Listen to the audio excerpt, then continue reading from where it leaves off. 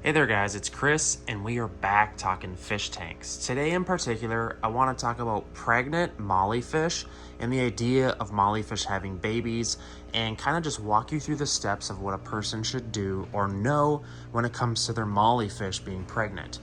We're breeding all kinds of live bears in the house right now, and here I'll give you some examples. We have panda platies over here.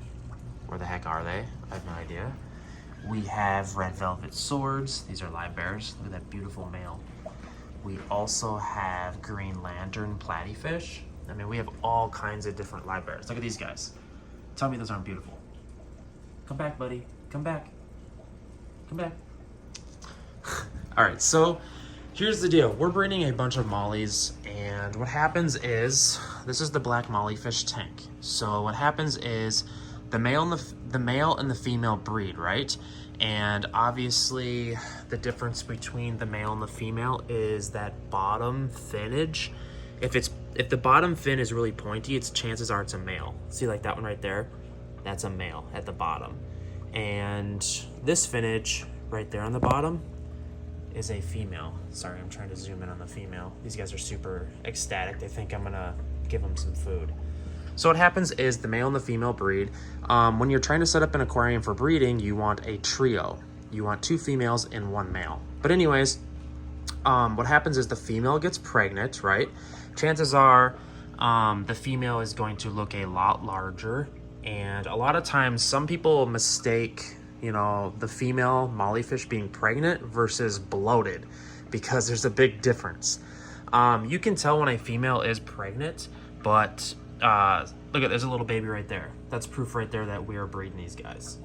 So here, let me go to the other mollyfish tank over here. The house is looking beautiful as always. So let's go into the rack over here. We're breeding mollies more effectively over here.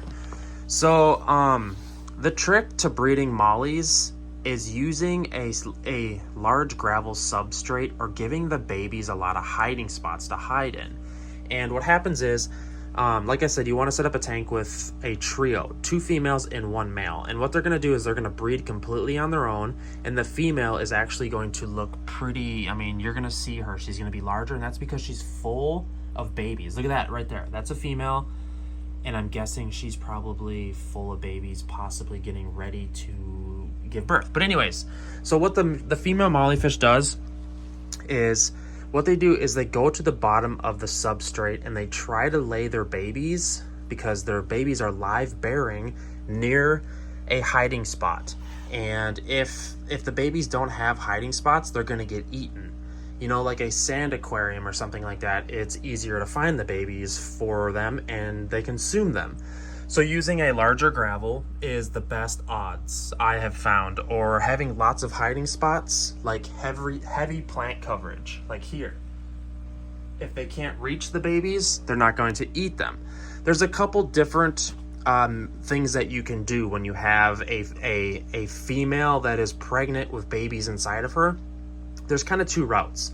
Number 1, you can put her in a different tank by herself. That way she can give birth to the babies, or you can put her in a breeder box, essentially remove her and put her somewhere else.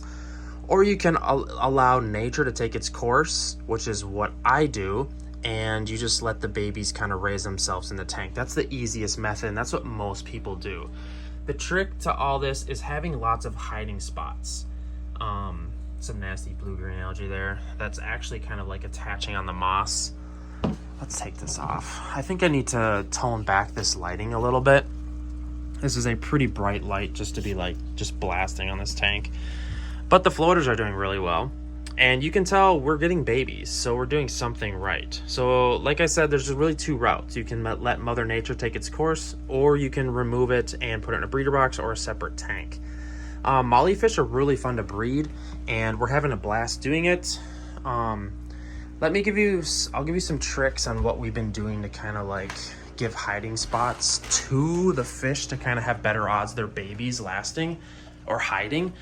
We've been doing rock piles, because a lot of the live bears come up to the rock pile and then they kind of lay the babies in the rocks, and the adults can't reach them to consume them. Same here.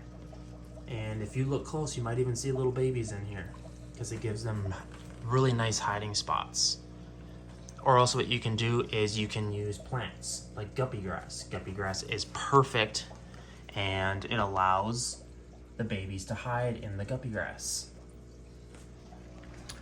But yeah, guys, hopefully that helps you when trying to like figure out an assessment of your female pregnant molly fish and what you're gonna do with the babies. Are they gonna what they're gonna do? A lot of people ask questions regarding molly fish because they're a pretty popular beginner fish. And hopefully this video helped you. Please hit the like button for the love of fish keeping. As you can tell, we love fish keeping, and this is what we do. So yeah.